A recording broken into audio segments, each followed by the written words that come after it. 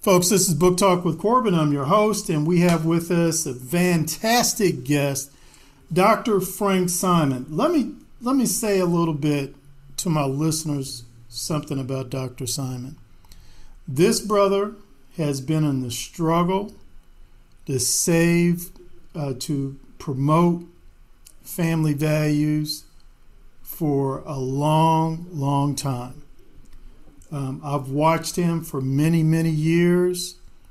He has suffered many attacks. He's made a tremendous amount of sacrifices to stand up for Christ and for Kentucky families in the city of Louisville.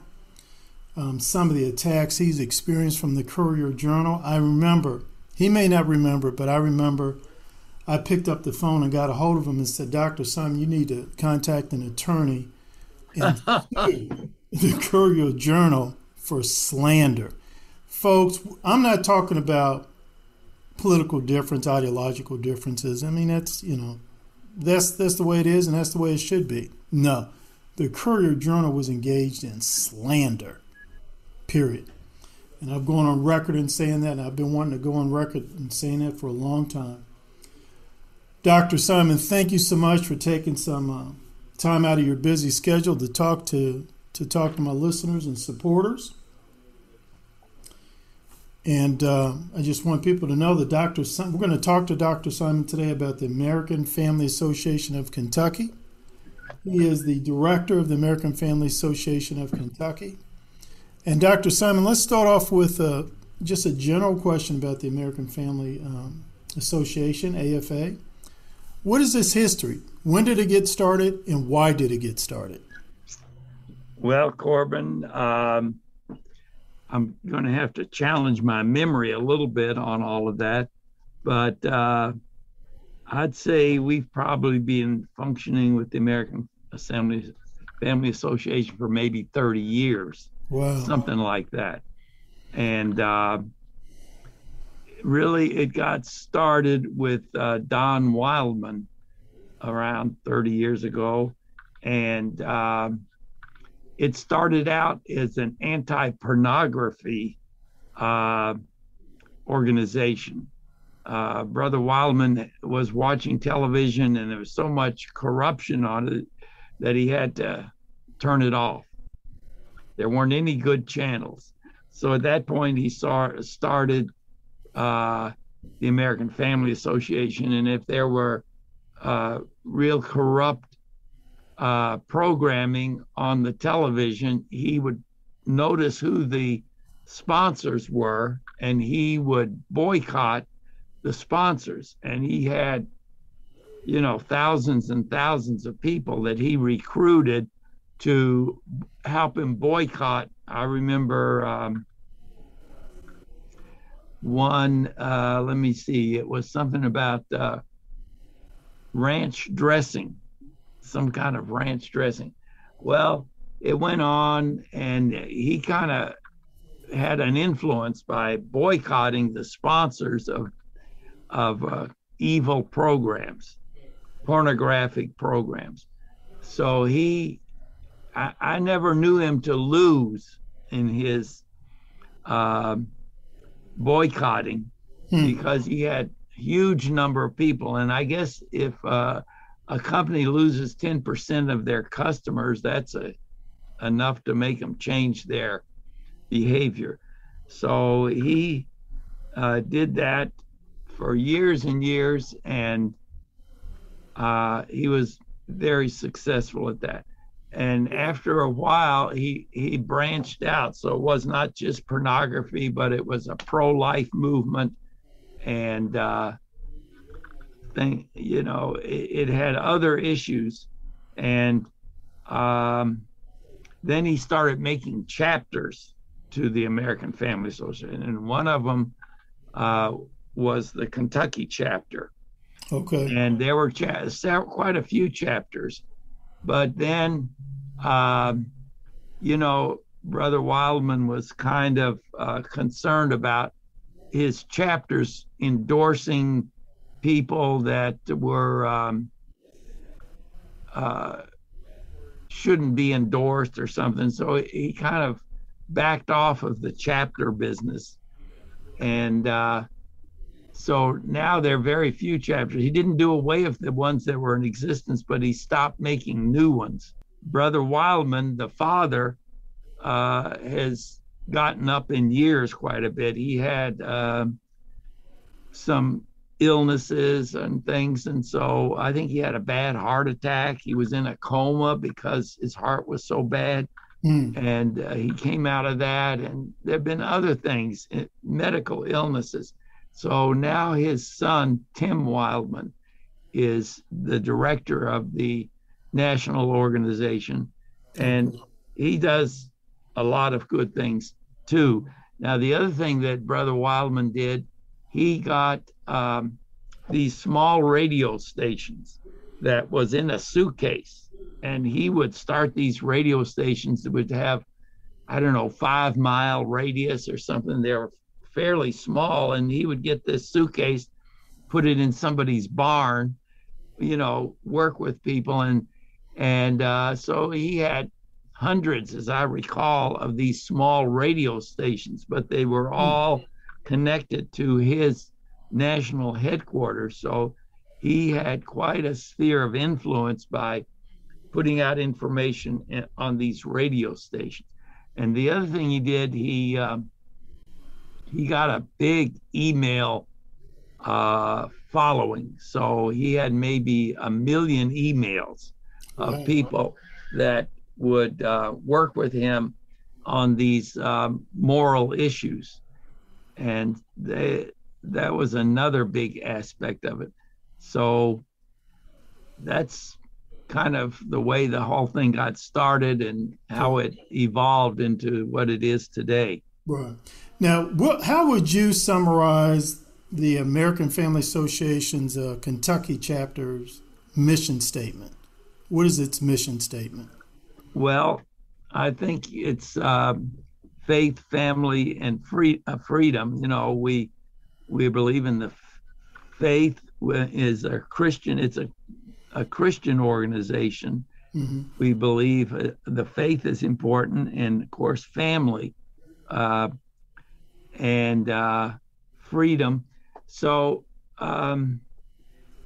one of the major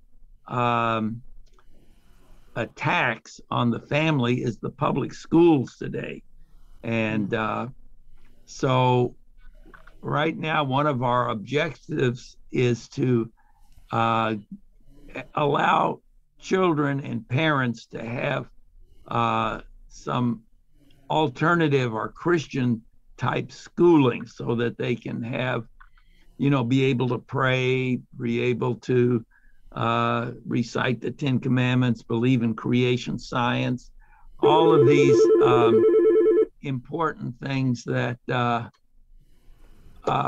we feel are important for America and the nation to make the nation strong.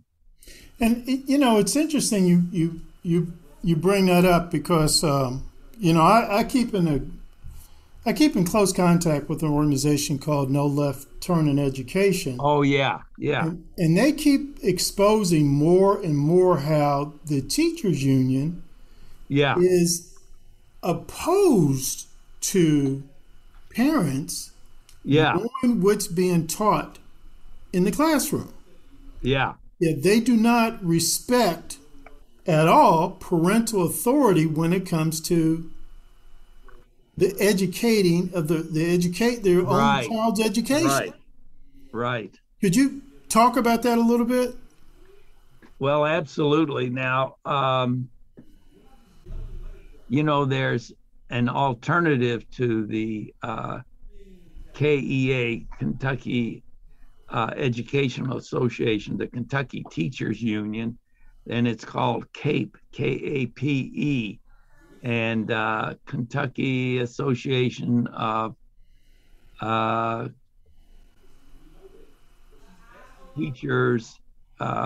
Anyway, it's an alternative to the KEA, and you can the KEA costs a lot of money, several $1,000s a year, as I recall, and CAPE is a lot less. and you get the same benefits. The teachers get the same benefits with CAPE that they would get with the KEA, but that's a lot less money, but they get the insurance and all the benefits, but the money that a teacher gives to CAPE does not go to put radical left-wing politicians into office like the KEA does. Right. And so that is a good organization to try to fight back against the anti-God thinking in the KEA, Kentucky Education Association. Now you brought up how education is you think it's an important issue. Is there another important issue you think that's facing Louisville and the people of Louisville? Well, of course, some people are against the police and law and order, and I don't know. When it used to be, you go downtown and all the windows are boarded up down there, and people were breaking out the windows in the some of the churches and some of the businesses, and so it kind of closed up the businesses in Louisville because there were all these people going through the streets throwing rocks through the windows. And so they boarded up all the windows, and, they were trying to defund the police. So that was another problem. They were against law and order. They wanted to just take over the police department and get rid of the police, which of course is a very bad thing. So we need the police very much. We need law and order. And so that was another issue that was very important, is to try to maintain law and order in the city. I sometimes get the impression that leftists, these socialists, these cultural Marxists, they want social disorder so that, they can utilize that to take control. Right. But, once they take control, though, they're extreme. They're not concerned about public safety. They create a police state. That's how they keep their control. I think that's fascinating. If you ever really study the history of how these people take power, initially they are very much for criminal behavior, social disruption, social unrest, and then they use that. They use that to ride the power. Then once they come to power, they're not talking about. They don't care about public safety. They care about the police state. Right. That's exactly right. Yeah,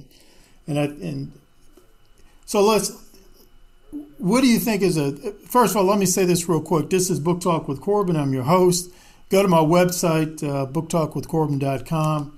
See some of my other great interviews. I have some fantastic interviews with Star Parker and David Horowitz. Oh, yeah. And today we're talking to Dr. Frank Simon, one of the legends of Louisville, absolutely amazing person. People think that I've done something important, but really I haven't. It's like eating ice cream. I love to be involved in issues and Christianity and the joy and power that comes by people turning to the Lord Jesus. Yes. So I just wanted to say that. Sure. Other issues. Let me think now. We've talked about education. Are you concerned about the mayor's race? Some of the people who are running. Do you have any particular concerns about any individual? Absolutely. I mean, our current mayor Fisher is kind of let us down a little bit. He's sort of joined forces with the anti-police, and he doesn't see too much wrong with burning these buildings downtown and starting fires and breaking out windows. He thinks, oh, well, that's